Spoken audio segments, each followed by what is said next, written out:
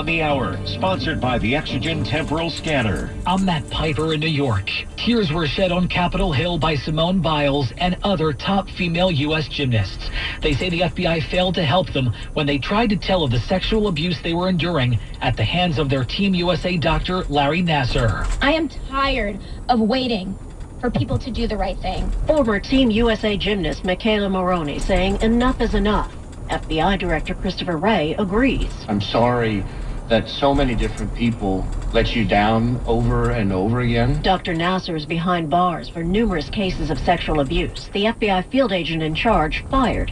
Another agent retired before the investigation began. But for the current and former Olympic gymnasts who testified, they say their trauma continues. Linda Kenyon, CBS News, Washington. President Biden says he has confidence in his top military advisor after claims in a new book about his calls to his Chinese counterpart in the waning days of the Trump administration.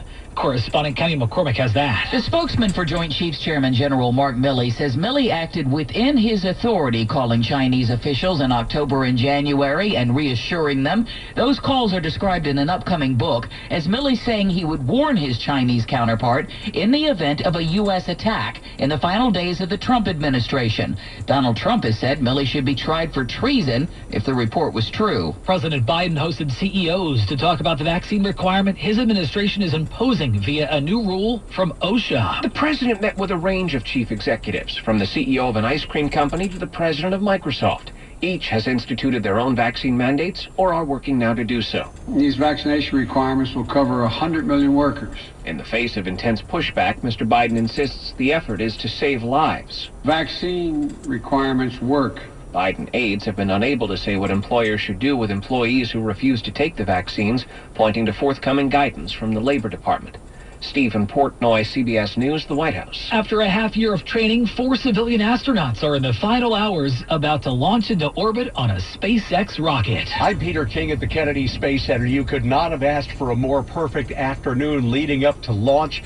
The skies are mostly clear, bright and sunny, a light wind going to the north, and the forecast for this evening, 80% favorable for a launch just after 8 o'clock Eastern time. To California, where more firefighters are coming in to try and battle 2 expanding forest fires that threaten Sequoia National Park.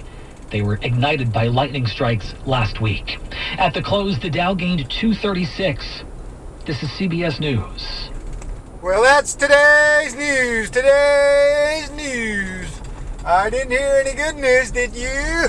I didn't think so. I guess it's all about perspective. The glass is half full. Well, as always, I want to thank you again for coming along with me on these Dash Cam News adventures. You know the drill. Peace, love, and all that hippie jazz. Bye-bye, everybody.